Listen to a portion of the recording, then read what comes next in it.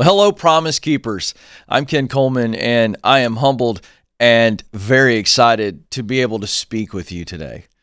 I remember the first time I went to a Promise Keepers event. It was an arena of nearly 20,000 men. I was a college student, and I'll never forget that experience. The experience of being in a room with that many men, all there for one reason, to be the best man that God created them to be. That really was the overall message that I took away. Men that were serious about loving God and honoring God with their lives. And every day on the Ken Coleman Show, I'm helping men and women get the answer to the age-old question, what should I do with my life? Now, it's a question that every one of you, including myself, has wrestled with at some point. Because we all know, no matter where we are in our relationship with God, that we were created to do something. And that's why that question gnaws at every person who's ever walked the face of the earth and every person who will be born until the Lord comes back. It is a question that haunts us. Why? Why is that? Well, I would suggest to you, because in Genesis chapter 2, we begin to see a narrative that strings throughout the entire Word of God, and that is that we were created to work. The secular worldview looks at work as a means to an end. In other words, the secular worldview of work, and maybe the worldview of work that you just saw in your own home and in homes of the people you did life with, that they saw work as just, well, we work to live. In other words, we work to make a paycheck, and the paycheck is there to take care of our basic necessities, our shelter, our food, transportation, utilities. And if there's a little left over, we're going to make some memories. Well, that's why nearly 70% of Americans, and the number is 80% worldwide, of people are miserable in their work.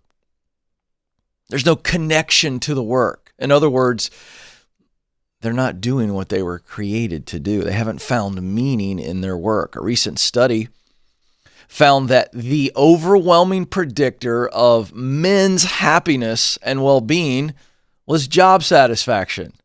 Again, not a shocking result. We as men tend to put more in our work than women, meaning we put more on it as to how it makes us feel. Our identity is in our work, and that can be dangerous. But it is also something that comes naturally. Because, see, both men and women long to do work that matters. Now, men, obviously, we allow our work results to shape the way we see ourselves, and that's unhealthy. However, the reality is that data squares up with what we know to be true, and that is that we were all created to contribute. You were created to fill a unique role, men. A unique role in your work, through your work. So that means that no matter how you're feeling today, I want you to hear that you are tremendously valuable. You were created by the Creator to work. So you are needed, and you must do it. This isn't an option for you to figure out your calling, to find your unique role so that you can contribute what the Creator put in you to give away. You don't have an option. I believe plainly that it is an obedience issue. You don't have an option. So in our just few remaining minutes together, I want to share with you a very simple but powerful construct to get clear. To get clear, to be able to answer the question, what was I created to do? What is my calling in my work? You are a man, you are a husband, you are a father, you are a brother, you are a friend, you're all those things. But we're going to talk about purpose in your work. So how do you get clear? How do you figure out what is it that I was called to do? Is it a mysterious journey? Is there only one job, one career path? No. So let's start with the 3 clarifying questions that you need to ask and answer. The first question is, what do I do best? What do I do best? We're talking about hard skills and soft skills here. Okay, so you know the difference, but hard skills, let's call those abilities. These are things that you can do well. You've always done well. It just came easy for you, even as a youngster maybe, and people compliment you on it.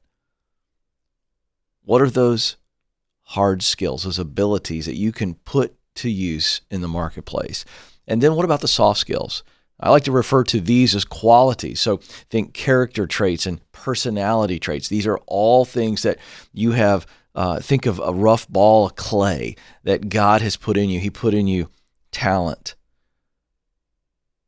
And in that talent are skills that can be honed and used. So what do you do best? Write it down. This is a process. Get it out there and focus on only the things that you do really well. Don't worry about average and below average. Remember, God gifted you. So we're going to focus on the great things that he gifted you with. Working in tech is not about chaining yourself down to a computer screen. It's about progress, making change, building higher, and going further. Seizing today and investing in tomorrow. It's not about having a certain personality type. It's about being a dreamer, an innovator, and a problem solver. For those who seek limitless possibilities, endless frontiers, and unmatched opportunities, you belong at Bethel Tech, where we prepare you for the most in-demand jobs on the planet, where we build high Christian character and high technological skill, where, in as little as 9 months, you'll be ready to launch out into the tech world. You belong in tech. You belong at Bethel Tech. Apply today. Now, the second question is, what work do I love to do most? What work do I love to do most? This is passion. So if what you do best is your talent, then the work you love to do, that you think about it and you get excited. When you're in the middle of it, you got the juice. Everything is clicking and you really enjoy the work itself.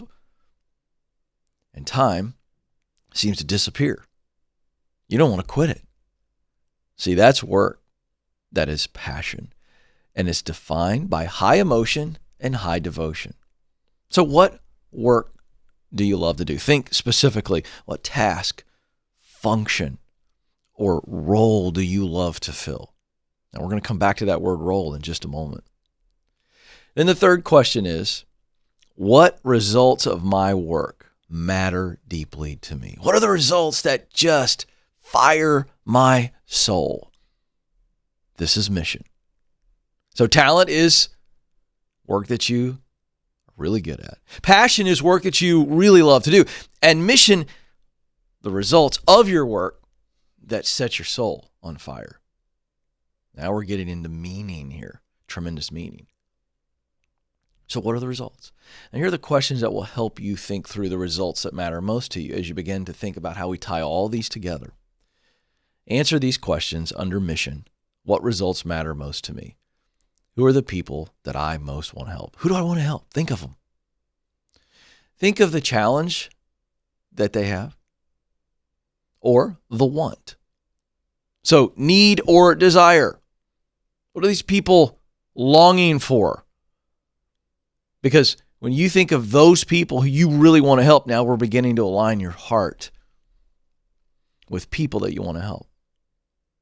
Second question is, what's the problem and need that I look at and I go, ooh, that's the one that I most want to dive into. So the people I want to help, and then of the problems and challenges they have, let's begin to really narrow this down.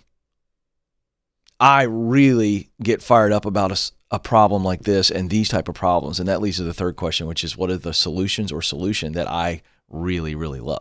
So essentially what we're doing here is you have three questions that are essentially all the same question, but it's allowing you to come at it from three different angles. Who are the people I want to help? The problem they have that I most want to solve, and the solution to that problem that I most want to provide. Now your heart is going to begin to really, really swell. And so once we have the answers to those three questions, what do I do best? Work. What work do I love to do most? And then what results of my work matter most to me? Now we begin to see where they intersect, to the point that you can ask yourself the question, well, if this is what I do best and this is what I love to do most and I want to create these results most, what's that role?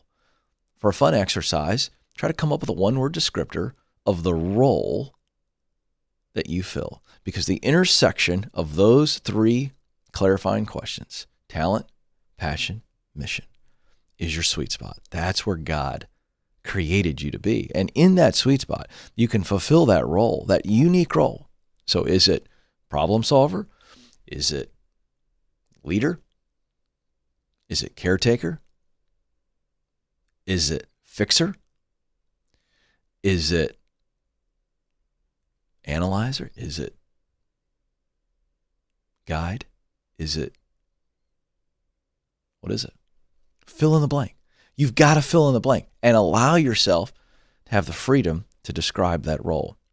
And when you really get that, I want you to go get feedback from people who know you very well and love you enough to tell you the truth. We want to make sure that you are truly clear about who you are and that you have the confidence now. It's been verified from people who know you well, because the evil one wants to distract you by making you doubt and fear what it's going to take to step into that role. Understand this, that as you begin to do this exercise that I've taught you today, you will begin to see multiple career paths, multiple jobs that will allow you to be in that unique role and to give what the creator of the universe, your God, has designed you to give away. Remember this, it's not about you. What we've described today is not a path about success and selfish ambition. It is about purpose and selfless ambition, to give everything that the Creator has given you away to those that He's going to put you in contact with. I believe in you, and I know that you're going to do great things. So grateful to be with you. Remember this, you matter. You have what it takes. Press on.